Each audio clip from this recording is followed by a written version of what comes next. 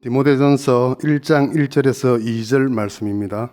우리 구주 하나님과 우리의 소망이신 그리스도 예수의 명령을 따라 그리스도 예수의 사도된 바울은 믿음 안에서 참 아들된 디모데에게 편지하노니, 하나님 아버지와 그리스도 예수 우리 주께로부터 은혜와 공렬과 평강이 내게 있을지어다.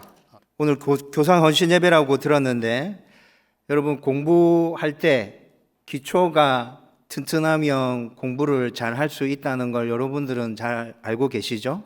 공부뿐만이 아니라 운동 선수들도 자기 종목과 관련된 그 기초들, 기본기들, 자세들, 이런 것들이 잘 갖추어져 있으면 자기 종목에서 아주 탁월하게 결과를 만들어낼 수 있다. 그걸 잘 알기 때문에 운동하는 선수들이 기초와 기본에 충실하기 위해서 그렇게 애쓰고 노력하는 거겠죠. 공부나 운동뿐만이 아니라 또 사업을 하시는 분들도 자기가 하는 사업과 관련해서 기본이 되는 것들 잘 붙들고 열심히 하면 사업을 성공적으로 이끌어갈 수 있다는 것 알고 있을 겁니다. 이것은 어떤 특정 부분에만 적용되는 사실이 아니라 모든 사람에게, 모든 영역에 공통적으로 적용되는 사실이라 생각합니다. 여러분, 이런 관점에서 생각해 볼 때 성도가 성도로서 제대로 살아가고 싶다면 뭘 제대로 해야 될까요? 신앙의 기초를 제대로 붙들어야겠죠. 신앙의 기초를 제대로 붙들고 그 기초들을 삶 속에서 실천해 내기 위해서 열심히 몸부림치고 있다면 그 사람은 분명 좋은 성도임에 틀림없을 것입니다. 여러분, 오늘 교사 헌신 예배로 모여서 지금 하나님 앞에 영광 올려드리고 있는데, 교사라면 또 어떻겠습니까? 교사도 마찬가지겠죠. 교사도 교사로서 붙들고 있어야 될 그 기초, 그리고 교사이기 이전에 성도로서 붙들고 있어야 될 그 기초를 잘 붙들고 있다면 교사의 직분도 잘 감당할 수 있을 것이라 저는 그렇게 확신합니다. 여러분, 오늘 여러분들과 함께 나누려고 하는 말씀은 성도의 신앙적인 기초가 무엇인지, 또 교사로서 교사의 기초가 무엇인지 함께 말씀을 나누려고 합니다. 이 말씀을 나누면서 저와 여러분들이 더욱더 좋은 성도로, 좋은 교사로 하나님 앞에 충성할 수 있기를 주님의 이름으로 축원드립니다. 오늘 본문 말씀은 바울이 에베소 교회에서 목회하고 있는 디모데에게 편지를 써서 보내면서 그 첫 인사말로 건넨 것에 대해서 함께 말씀을 읽었습니다. 여러분, 바울의 서신서, 신약 성경에 13개가 기록되어져 있거든요. 그런데 그 13개 서신서 다 살펴보면 이런 비슷한 인사말이 다 등장하고 있습니다. 어떻게 생각해 보면 그냥 큰 의미 없는, 처음에 편지를 시작할 때 상투적으로 건네는 인사말, 그냥 그렇게 생각할 수도 있습니다. 그런데 저는 바울의 이 인사말이 13개 서신서에 거의 비슷하게 다 등장하고 있는 이 인사말이 그냥 상투적으로 건네는 아무런 의미가 없는 인사말이라고 생각되어지지 않습니다. 바울 입장에서 생각할 때 뭔가 아주 중요한 의미가 있어서 자기가 편지 보내는 모든 교회와 성도들에게 이것만큼은 니네들이 꼭 알았으면 좋겠어 라는 간절한 바람이 담겨 있는 인사말이 아닐까? 그래서 바울은 언제나 누구에게나 편지를 보낼 때 꼭 빠뜨리지 않고 이 인사말을 하고 있는 것은 아닐까? 저는 이렇게 생각이 되었어요. 여러분, 오늘 바울이 인사말에서 디모데에게 도대체 전하려고 하는 그 메시지는 무엇인지, 바울이 정말 중요하다고 생각하고 있는 성도로서의 기초가 되는 그 메시지는 무엇인지 오늘 저와 여러분들이 함께 살펴보기를 원합니다. 여러분, 이것을 먼저 살펴보기 전에 디모데와 그가 목회하고 있는 에베소 교회가 어떤 곳인지 좀 알 필요가 있습니다.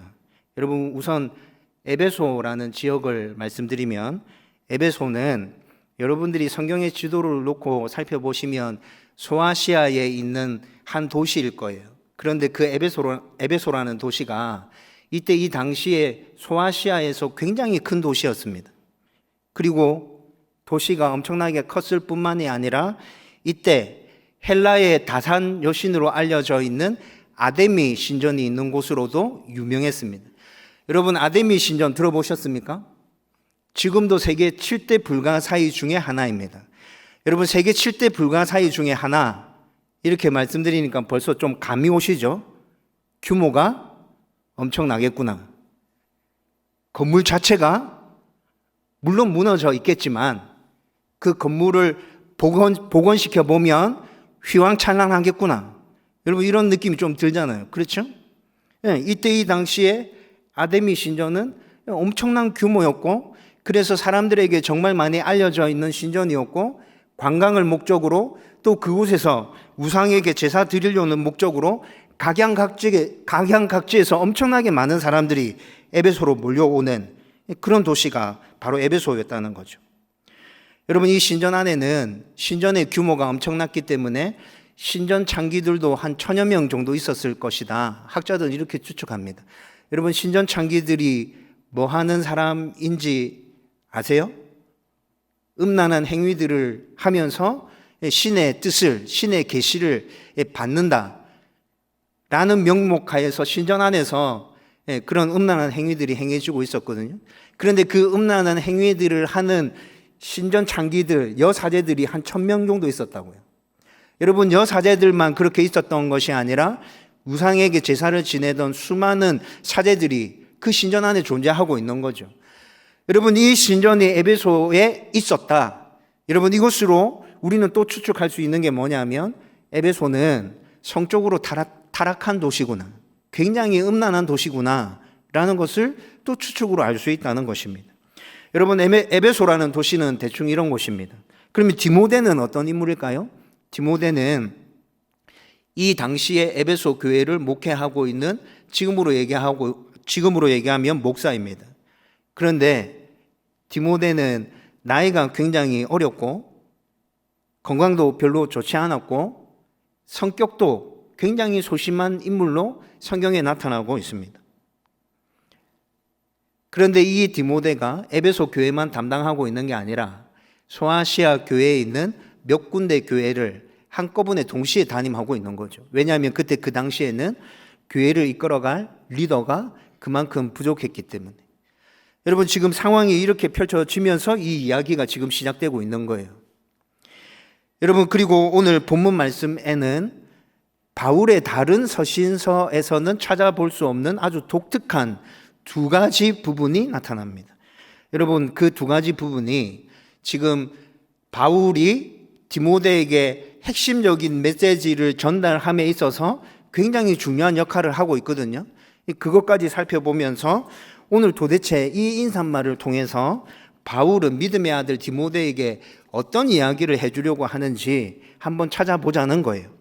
그렇다면 바울이 디모데에게 꼭 말해주고 싶은 믿음의 기초가 되는 것이 무엇일까요? 1절 말씀 같이 한번 읽어보십시다. 1절 다 같이 읽겠습니다. 시작. 우리 구주 하나님과 우리의 소망이신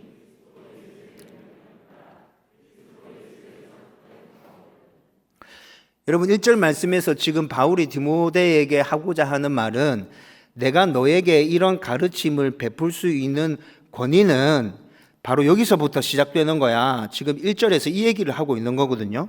바울이 디모데를 격려하고 가르칠 수 있는 그 권위는 오늘 1절 말씀에 드러난 것으로 말씀드리면 자기가 사도이기 때문에 그렇게 할 수 있다 얘기하고 있습니다. 여러분, 초대교회 당시에 사도가 어떤 인물인지 여러분도 알고 있을 것이라 생각합니다. 사도는 예수님의 제자로서 예수님의 사역과 십자가 고난과 부활까지 직접 목격한 사람들. 제가 좀 전에 이 사람들이 어떤 사람인지 말씀드렸죠. 예수님의 제자들. 여러분, 그들을 사도라고 칭했습니다. 그리고 그 사도들이 예수님과 관련된 어떤 가르침을 행하거나 아니면 어떤 교훈을 선포할 때 사도들이 가르치는 것이라면 이때 이 당시에 사람들은 권위 있는 가르침이라 인정하고 귀를 기울여 줬고 그 사도들의 가르침에 순종하기 위해서 굉장히 노력했습니다. 그런데 지금 바울이 디모데에게 얘기합니다. 나는 지금 사도로서 나한테 지금 이 얘기를 하고 있는 거야. 여러분, 이것뿐만이 아니라 자신이 디모데를 격려하고 가르칠 수 있는 권위는 또 1절 말씀에서 하나님과 예수님의 명령에 따른 것이라고 말씀하고 있습니다. 여러분, 바울이 다메섹 도상에서 부활하신 예수님을 만난 것이 사실입니다. 그렇죠? 다메섹 도상에서 부활하신 예수님을 만나서 그분이 메시아이심을 확인했기 때문에 지금 앞에 자기도 사도라고 선언할 수 있었던 거죠. 여러분, 그런데 그 당시 사람들의 처지에서 또 생각해 보면 그 당시 사람들이 니는 예수님의 제자가 아닌데 왜 사도라 하는 거지? 나 다메섹 도상에서 예수님, 부활하신 예수님 만났었는데 그건 네 주장이고 네 말이고 우리가 그걸 어떻게 믿어? 너 사도 아니야. 다른 사람들이 이렇게 얘기해 버리면 바울도 어떻게 딱히 다른 것으로 주장할 수 있는 여지가 없다는 거죠. 그래서 바울이 뒤에 덧붙여서 또 얘기합니다. 내가 사도다. 예수님의 부활하심을, 예수님의 십자가 고난을, 예수님이 메시아이심을 확인했다. 그런데 니네들이 이것을 인정해 주지 않는다면 내가 사도된 권위는 하나님과 예수 그리스도의 명령으로 된 거다. 그래서 나는 너에게 지금 이 가르침을 베풀 권위가 있다. 너 잘 들어야 돼. 여러분, 지금 이 주장을 펼치고 있다는 거죠. 여러분, 그래서 지금 바울이 디모데에게 이렇게 얘기하고 있는 거예요. 우리식으로 지금 얘기해 드리면 내가 사도의 권위를 가지고 너에게 정말 중요한 거 지금 얘기할 건데 너는 귀를 쫑긋 세우고 내가 너에게 하는 말 정말 잘 들어야 돼. 너 이거 꼭 붙들어야 돼. 다른 거 다 놓쳐버리더라도 이거 붙들고 이거 가슴에 새기고 네 사역의 현장에서 몸부림친다면 너 잘 감당할 수 있을 거야. 여러분, 지금 바울이 이렇게 이야기하면서 이 편지를 시작하고 있다는 거예요. 그러면서 동시에 우리 눈에는 드러나 보이지 않지만 이 1절의 말씀에서 바울은 디모데에게 아주 강력한 메시지를 선포하고 있습니다. 여러분, 1절 말씀에서 바울은 하나님과 예수의 명령에 따라 자기가 사도 되었다고 말하고 있죠. 여러분, 이것은 다른 바울의 서신서에서 찾아보면 나타나지 않는 표현입니다. 여러분, 오늘 말씀에 명령을 따라라고 분명히 말하고 있습니다. 다른 서신서 찾아보세요. 바울의 다른 서신서를 찾아보면 명령에 따라라는 표현이 아니고 하나님의 뜻에 따라라는 표현을 쓰고 있습니다. 여러분, 하나님의 뜻에 따라라는 표현이 조금 강합니까? 명령에 따라라는 표현이 조금 더 강하게 들립니까? 어느 게 강하게 들리죠? 명령에 따라. 여러분, 바울이 지금 일부러 이런 표현을 쓰고 있는 거예요. 왜 이런 표현을 쓰고 있을까요? 하나님의 뜻에 따라라는 말보다 좀 더 의미가 강하게 전달될 수 있는 하나님과 예수의 명령에 따라 사도된 바울이 이렇게 말하고 있다는 거죠. 디모데는 바울이 시켰기 때문에 에베소 교회에서 목회하고 있는 것이 아닙니다. 하나님과 예수 그리스도의 명령에 따라서 에베소 교회에서 목회하고 있는 것입니다. 바울이 왜 의도적으로 명령에 따라라는 이 표현을 썼는지 이해가 되십니까? 젊은 나이에 감당하기 힘든 에베소를 목회하고 있는 디모데, 건강이 좋지 않고 성격이 여림에도 불구하고 소아시아에 있는 여러 교회를 한꺼번에 다 담임해야 되는 디모데, 이런 목회지에서 힘들어하고 불안해하고 초조해하고 있는 그에게 바울은 지금 너는 지금 하나님의 명령에 따라서 그곳에 있는 것이다. 이 사실을 각인시켜주고 싶은 거예요.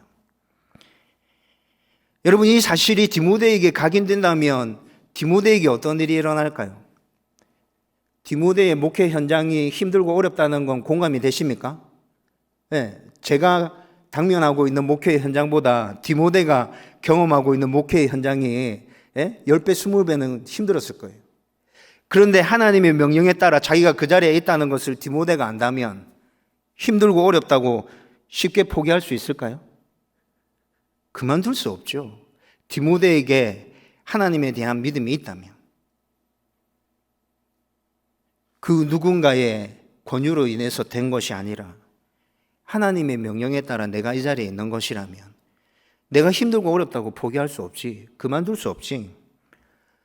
여러분, 충성이 뭐라 충성이라 생각하십니까? 성경에서 얘기하는 충성. 하나님이 말씀하신 것에 대해서 내가 힘들고 어렵더라도 끝까지 그 자리를 지키고 있는 것. 여러분, 충성이 잘해야, 일을 잘해야 충성하는 것이라 생각합니까? 뭔가 결과물이 나타나야 충성하는 것이라 생각합니까? 성경에서 말씀하고 있는 충성은 그런 것이 아닙니다. 명령하신 주인의 그 명령에 따라서 힘들고 어려울지라도 어떤 상황이 펼쳐진다 할지라도 내 자리를 끝까지 잘 지키고 있는 것. 바울은 디모데가 이 사실을 기억하고 끝까지 그 자리를 지키며 충성하기를 바라고 있는 거예요. 또한 디모데가 하나님의 명령에 순종할 때 그 뒤에 일어나는 모든 책임은 하나님이 져 주신다. 이걸 디모데가 알기를 바울이 바라고 있는 거예요.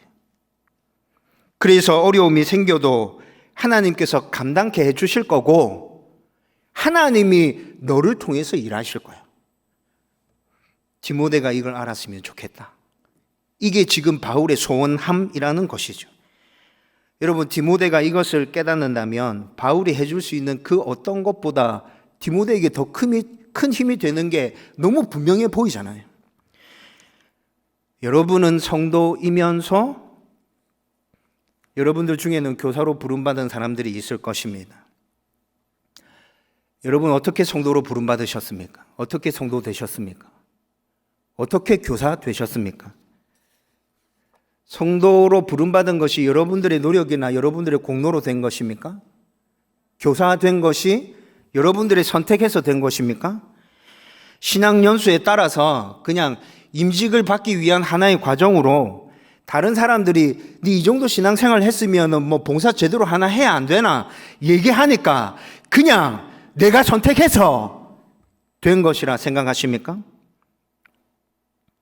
여러분이 성도가 된 것은, 여러분이 교사가 된 것은 하나님과 예수 그리스도의 명령에 따라 된 것입니다. 그 명령이 우리 가운데 실현될 때 당회의 명령으로 실현될 때도 있고 주위에 있는 사람의 권유로 하나님의 명령이 우리 가운데 실현될 때도 있습니다. 여러분, 그렇지만 우리가 그 모든 것들을 성경적인 시각에서 어떻게 받아들여야 됩니까? 어떻게 받아들여야 되죠? 하나님이 명령하신 것이다. 여러분, 하나님께서 성도를 부르실 때 아무나 다 부르시던가요? 아무나 다 부르시는데 그 중에서 여러분들이 성도 된 겁니까? 그런 게 아니죠. 여러분, 장로교 5대 교리 중에 무조건적인 선택 있습니다. 여러분, 하나님께서 이 세상에 사는 모든 사람들을 다 자기의 자녀로, 자기의 백성으로 불러주신 게 아니라고요. 하나님이 선택해서 무조건적으로 은혜 베풀어 주셔서 우리를 불러주셨다고요. 여러분, 우리가 성도가 된 것은 우리의 공로는 단 하나도 없는 거죠. 무조건 하나님의 은혜로 된 것입니다. 다른 말로 바꾸면 하나님의 명령에 따라 저와 여러분들이 성도가 된 것이라고요.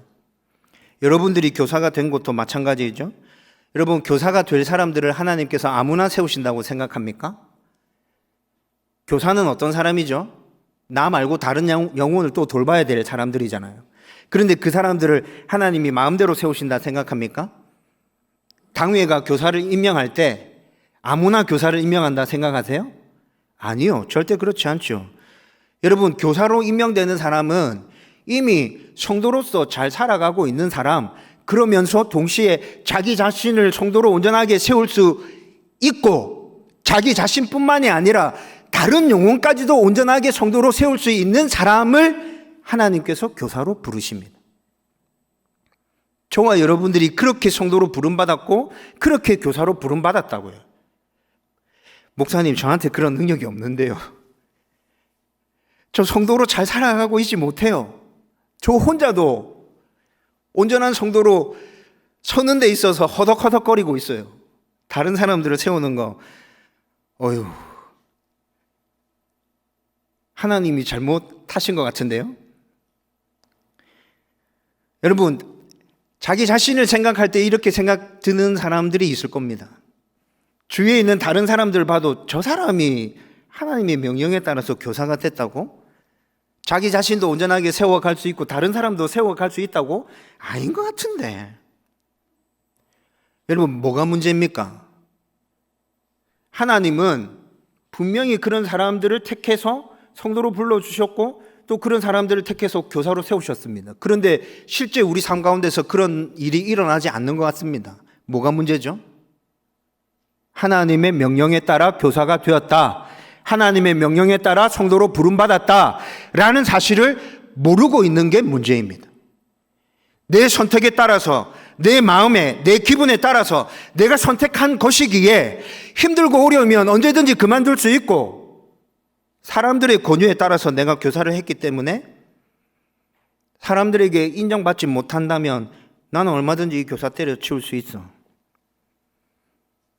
그렇게 했다가 또 기분이 좋아지면 다시 교사해야지. 자기 결정에 따라서 이렇게 선택할 수도 있고 물을 수도 있다 생각하기 때문에 그게 문제라고요. 여러분, 이런 생각을 가지고 있는 성도라면, 이런 생각을 가지고 있는 교사라면 자기 사명에 최선을 다하려고 하는 기본적인 마음, 자세, 태도 이런 거 있을까요? 제가 생각할 때 그런 거 없습니다. 그냥 시간 때우기 식으로 대충대충 하다가 다른 사람들이 인정해 주면 더 기분 좋게 열심히 하고, 다른 사람들이 인정해 주지 않으면 에이씨, 내년에 그만해야지, 다른 봉사 갈아타야지, 새가족방 가야 되나?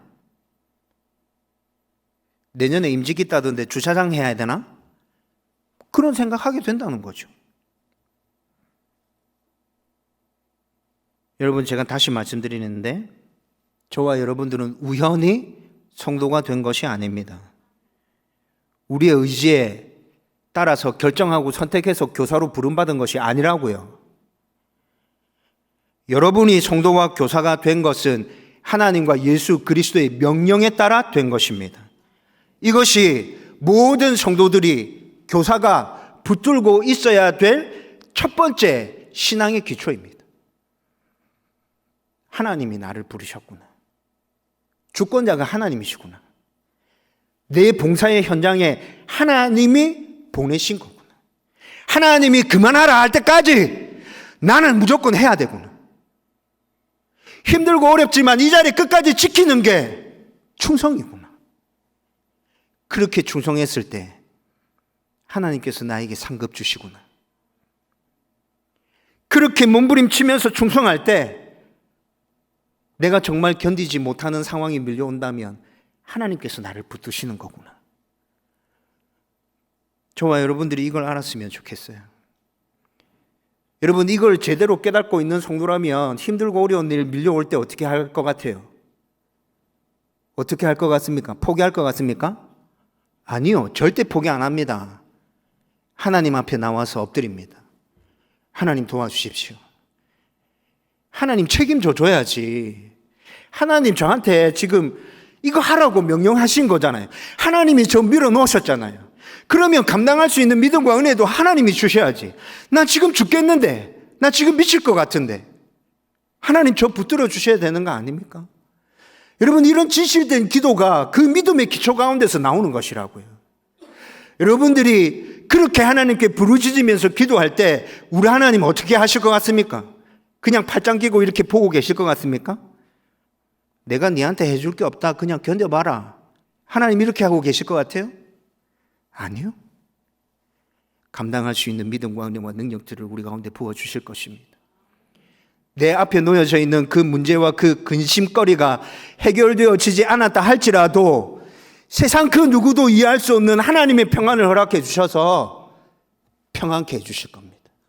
흔들리지 않도록 그 은혜를 누리면서 성도의 사명을 감당하고 교사의 사명을 끝까지 감당할 수 있기를 주님의 이름으로 축원드립니다. 바울이 디모데에게 말해주고 싶었던 또 다른 믿음의 기초가 되는 것, 2절 말씀에 나타나는데 하나님의 은혜와 긍휼과 평강입니다. 2절 말씀도 같이 읽겠습니다. 다 같이 읽읍시다. 시작.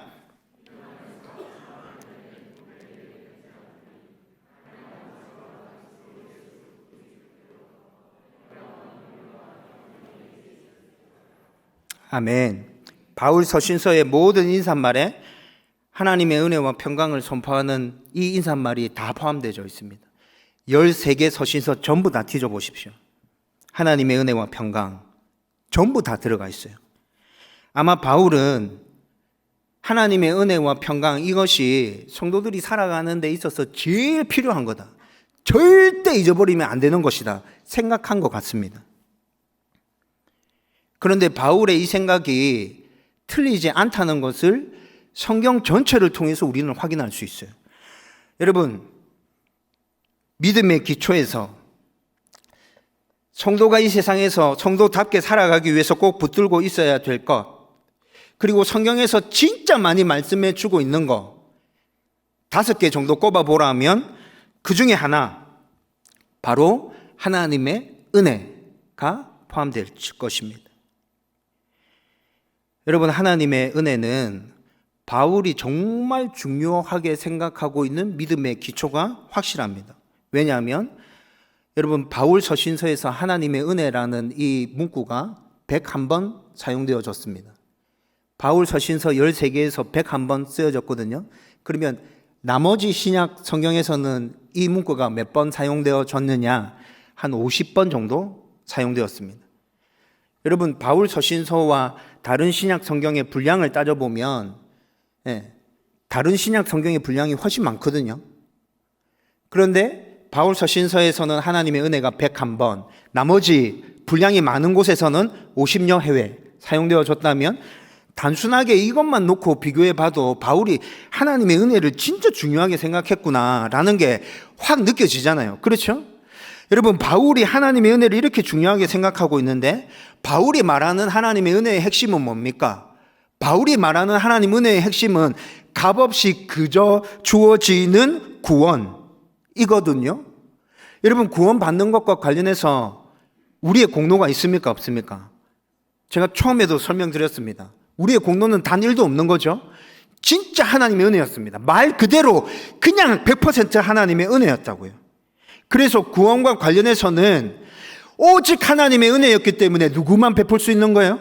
하나님만 베풀 수 있어요. 우리가 했던 일이 단 1도 없기 때문에 그 구원은 오직 하나님만 베풀 수 있다. 여러분, 이 구원이 우리의 눈에 어떻게 확증되어서 나타났습니까? 예수 그리스도의 십자가 사건으로 우리의 눈에 확증되어서 나타났죠? 여러분, 바울이 그 은혜가 우리의 눈에 보여진 게 예수 그리스도의 십자가라고 외치고 있습니다. 그리고 이 은혜의 밑바탕에 깔려 있는 건 하나님의 무한한 사랑과 긍휼이다. 바울이 이것까지 얘기해 주고 있죠. 여러분, 이 모든 것들을 다 포함해서 바울이 성도들이 붙들고 있어야 될 제일 중요한 거, 하나님의 은혜라고 지금 얘기하고 있는 거예요. 여러분, 바울은 모든 성도들 가운데 이 하나님의 은혜가 날마다 새롭게 샘솟아났으면 좋겠다, 이게 바울이 품고 있는 마음이라니까요. 그래서 모든 서신서들 가운데 이 부분을 강조해서 인사말로 계속 이렇게 건네고 있다는 것이죠. 여러분, 바울이 말하고 있는 이 하나님의 은혜는 성도로서 또 교사로서 저와 여러분들에게 분명히 기초가 되는 게 맞죠? 여러분, 이런 하나님의 은혜가 없다면 어떻게 될까? 한번 상상해 보십시오. 하나님의 은혜가 내 안에 없다면 어떻게 될까? 여러분, 신앙생활을 계속 이어갈 수 있을까요? 하나님의 은혜가 내 안에 없다면. 여러분, 하나님의 은혜가 내 안에 없다면 여러분, 섬김과 봉사의 현장을 지킬 수 있습니까? 불가능합니다.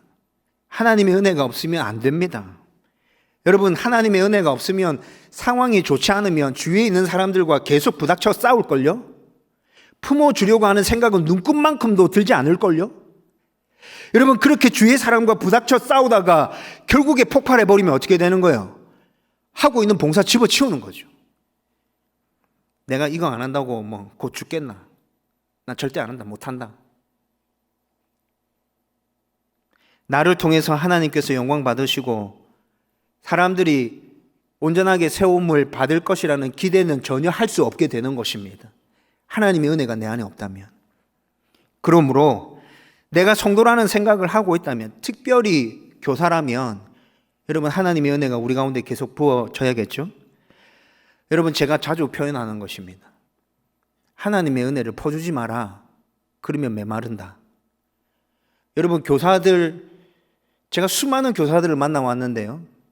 아이들을 만나면서 자기의 열정과 자기의 헌신으로 자기 안에 있는 은혜를 퍼주는 교사들 정말 많습니다. 근데 그렇게 퍼주다 보면 1년, 2년, 3년 지나면 어떻게 된다고요? 메말라 버린다고요. 자기가 메말라 버린다고요. 그렇게 메마르면 싸우게 되고 그 봉사 현장을 걷어차버리고 떠나게 된다는 거죠. 하나님의 은혜를 퍼주는 게 아니라 하나님의 은혜는 흘러 넘쳐야 합니다. 내 안에 부어져서 흘러 넘쳐야 된다고요. 날마다 그 하나님 은혜에 깨어서 민감하게 반응하면서 그 은혜를 구하고 그 은혜 가운데 머물기 위하여 발부둥 치면서 나에게 부어진 은혜가 그냥 흘러 넘칠 때 내 주위에 있는 모든 사람들이 그 은혜에 적셔지게 되는 것입니다. 여러분, 교사라면 나에게 하나님의 은혜가 폭포수와 같이 부어지게 해주십시오. 단 한순간도 하나님의 은혜가 내 안에서 메마르지 않게 해주십시오. 여러분, 날마다 구해야죠. 교사만 그렇게 기도해야 되는 게 아니라 성도라도 그렇게 기도해야죠. 그렇게 기도하고 내가 살아가는 세상의 현장에 나가서 하나님의 영광을 선포하고 하나님의 나라를 세워야 되지 않겠습니까? 우리의 그 삶을 하나님이 기뻐하지 않을까요? 여러분, 저와 여러분들 가운데 하나님의 은혜가 폭포수와 같이 부어지기를, 날마다 그 은혜가 흘러 넘쳐나기를 주님의 이름으로 축원드립니다. 여러분들에게 이렇게 하나님의 사랑과 은혜가 풍성하게 부어졌다면 그 다음에 우리 가운데 필요한 것, 신앙의 기초가 되는 건 긍휼입니다. 긍휼. 긍휼이라는 단어를 사전에서 찾아보면 불쌍히 여겨 돌본다라는 뜻을 가지고 있습니다. 여러분, 그런데 바울 서신서의 다른 서신서를 찾아보면 인사말에 긍휼은 등장하지 않습니다. 다른 12개 서신서에는 하나님의 은혜와 평강이 너희에게 있을지어다 선언합니다. 그런데 유독 디모데 전후서에서만 너희에게 하나님의 은혜와 평강과 긍휼이 넘치기를 기원한다라고 얘기하고 있습니다. 아니, 긍휼 다른 곳에서는 얘기하지 않다가 왜 여기서만 긍휼이 갑자기 튀어나오는 거지? 여러분, 오늘 제가 특이한 점 2가지 있다고 말씀드렸죠? 네, 앞에 명령에 따라 이게 특이했고, 지금 2번째, 긍휼이라는 게 다른 곳에 나타나지 않는데 이곳에 나타난다는 거죠. 여러분, 디모데는 양떼들을 돌보고 있는 목회자입니다. 디모데를 그래서 목회서신이라고 부르죠. 여러분, 사람들을 대상으로, 사람을 직접적인 사역의 대상으로 삼고 목회하고 있는 사람에게는 긍휼의 마음이 필수입니다. 그래서 바울이 다른 곳에 등장하지 않는 긍휼을 디모데 전후서에서 끼워서 말하고 있다. 저는 그렇게 확신합니다. 여러분, 이미 바울과 디모데는 지금 바울이 긍휼이 너의 가운데 임했으면 좋겠어라고 선포하고 있지만 이 긍휼을 이미 자기들이 먼저 덧입었어요. 여러분, 하나님의 긍휼이 그들 가운데 임하지 않았다면, 풍성하게 넘쳐나지 않았다면 바울이 너에게 긍휼이 넘쳐나기를 원한다 이렇게 선포할 수 있었을까요? 그렇게 선포할 수 없었을 거예요. 이미 바울에게 하나님의 긍휼의 마음이 넘쳐나고 있다는 거죠. 그래서 지금 바울도 그 긍휼이 너의 가운데도 있었으면 좋겠고 그 마음으로 너도 다른 사람들을 긍휼하게 여기고 품어줄 수 있었으면 좋겠어 라는 의미로 이렇게 얘기하고 있다는 거죠. 여러분, 저는 이 시대를 살아가고 있는 성도들, 특별히 교사로 부름받은 여러분들 똑같다 생각합니다. 저와 여러분들은 하나님의 긍휼을 이미 덧입은 자들 아닙니까? 그 긍휼하심에 따라서 구원받았잖아요. 그 긍휼하심 우리 가운데 충만하게 임하고 있기 때문에 우리가 오늘 하루도 지금 이 자리에서 예배 드릴 수 있고 살아가고 있는 거잖아요. 그 긍휼하심이 앞으로도 우리의 삶 가운데 임할 것이기 때문에 우리는 담대함으로 하나님 보좌 앞으로 나아갈 수 있는 것이잖아요.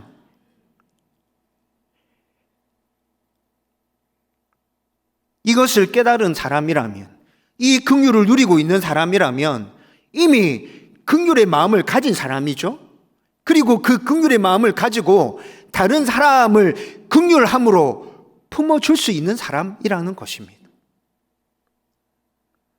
바울은 지금 디모데에게 네가 그렇게 되면 좋겠다라고 말하고 있는 거죠.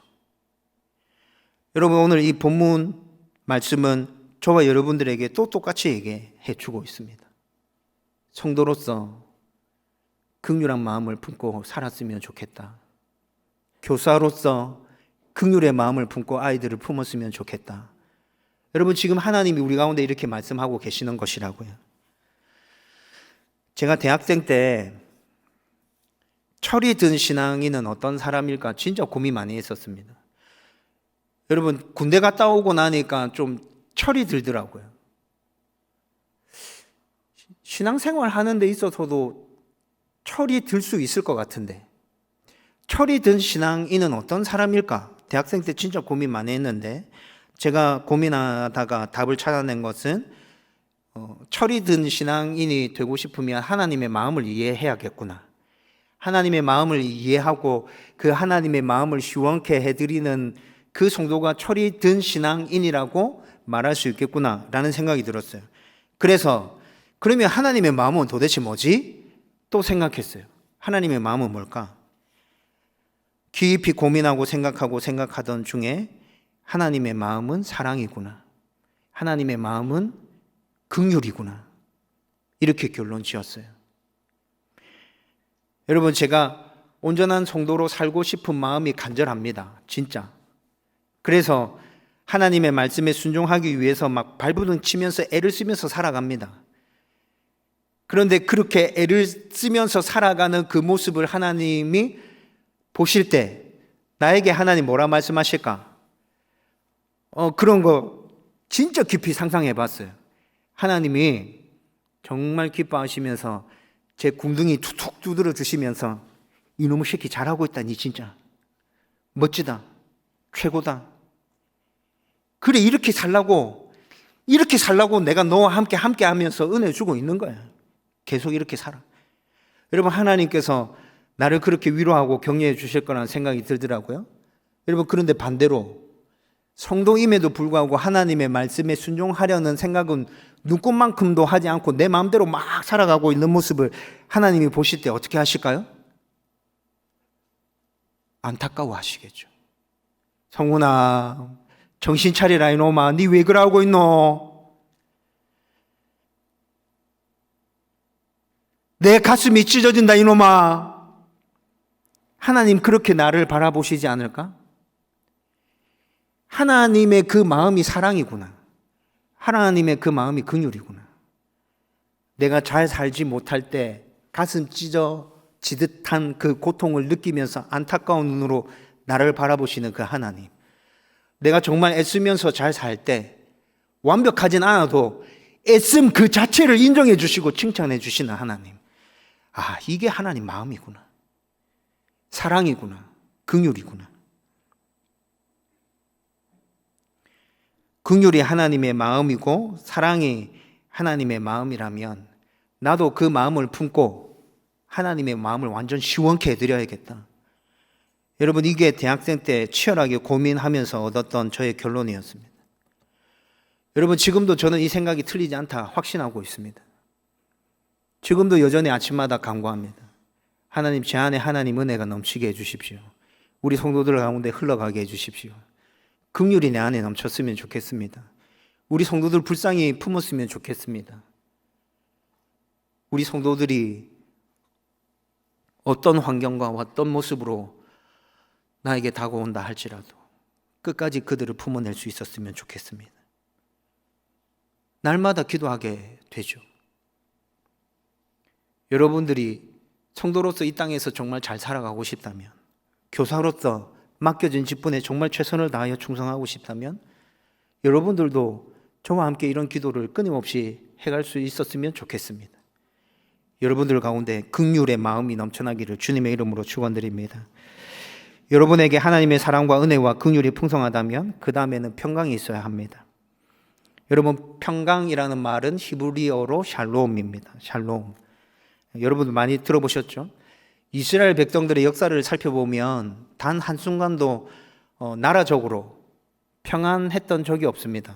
아수르, 바벨론, 메데 바사, 그리스, 로마 모두 다 강대국으로부터 시달림을 당했고 지배를 받았어요.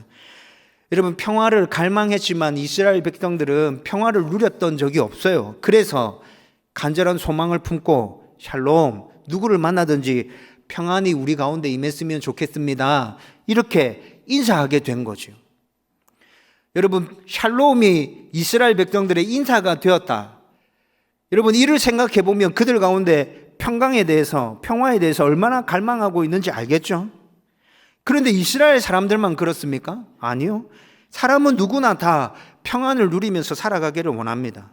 평안이 끼어져서 불안과 초조함 가운데 살아가기를 원하는 분 계세요? 정신병원에 가서 진단받으셔야 합니다. 그런 사람 아무도 없죠. 그런데 아무도 불안을 기대하지 않고 원하지 않는데 우리 가운데 불안과 그 초조함이 왜 생겨난 거죠?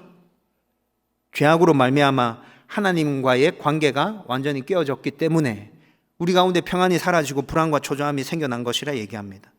그런데 하나님께서 이 문제를 해결해 주시기 위해서 예수 그리스도를 보내셨고, 예수님이 십자가 대속을 이루심으로 말미암아 우리는 다시 하나님과 평안을 누릴 수 있게 되었습니다.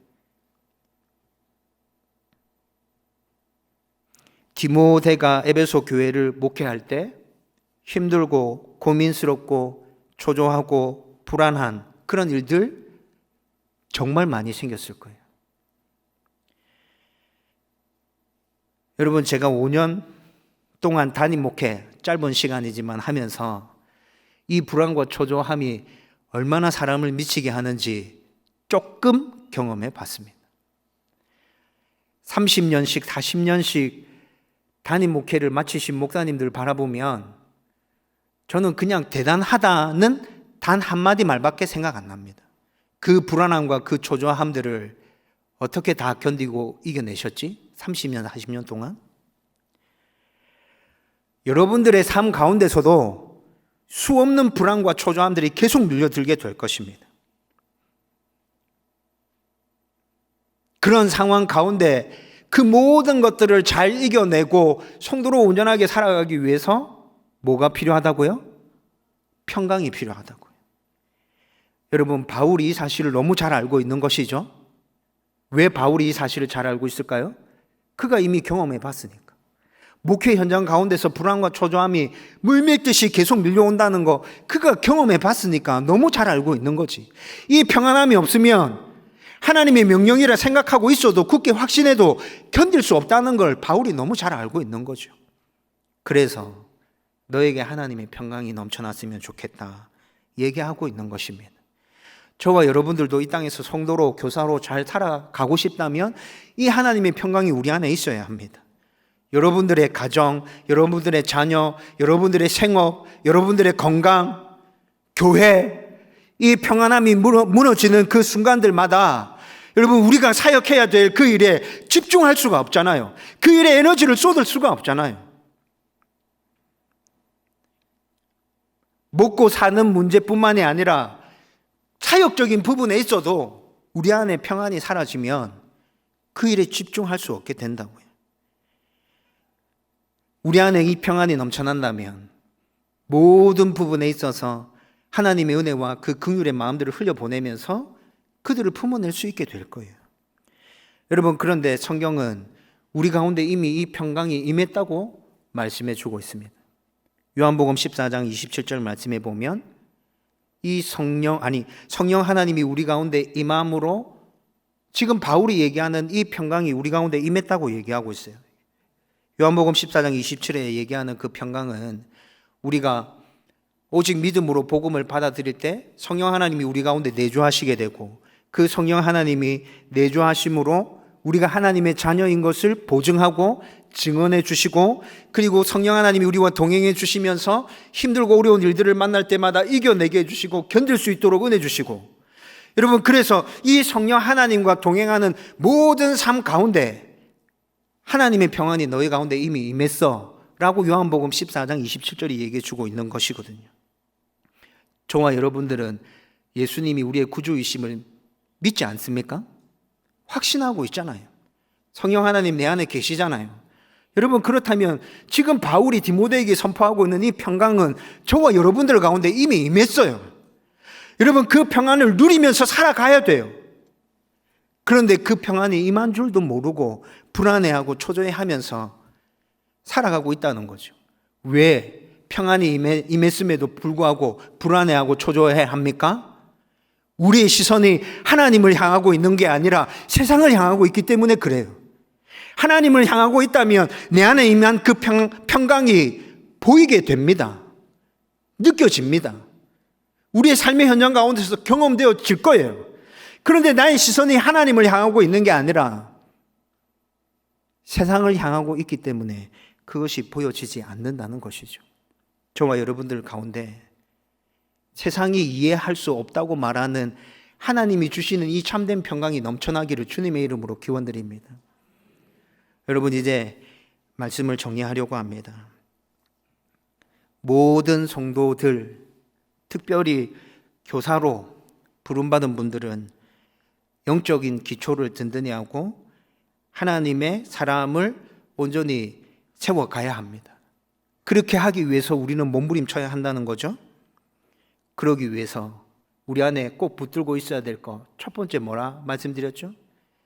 나는 하나님과 예수 그리스도의 명령에 따라 이 자리에 있는 것이다. 내가 선택한 거 아니야. 하나님이 명령하신 거예요. 명령하신 분이 하나님이시라면 내가 힘들어할 때, 어려워할 때, 지칠 때 감당할 수 있는 은혜와 믿음과 능력 또한 하나님께서 허락해 주실 거야.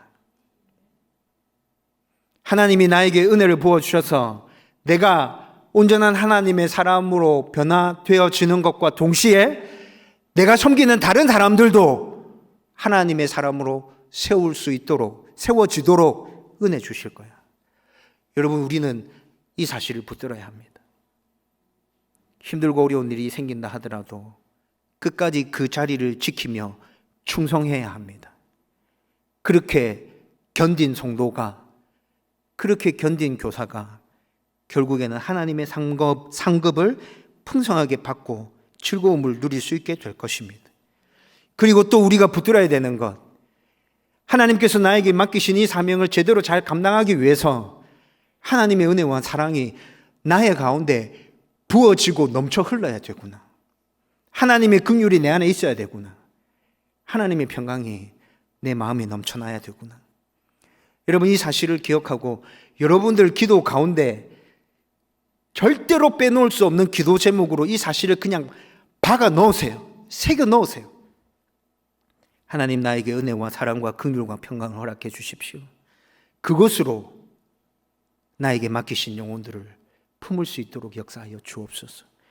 여러분들이 이런 마음을 가지고 각자의 봉사의 현장과 삶의 현장에서 몸부림치며 노력하고 있다면 여러분, 우리는 성도로서 잘 살아갈 수 있게 될 겁니다. 교사로서 잘 살아갈 수 있게 될 겁니다. 우리의 모습을 보면서 하나님이 영광 받으실 것입니다. 우리가 살아가는 모든 영역 가운데 하나님의 나라가 세워질 것입니다. 이런 놀라운 은혜가 저와 여러분들 가운데 넘쳐나기를 주님의 이름으로 축원드립니다.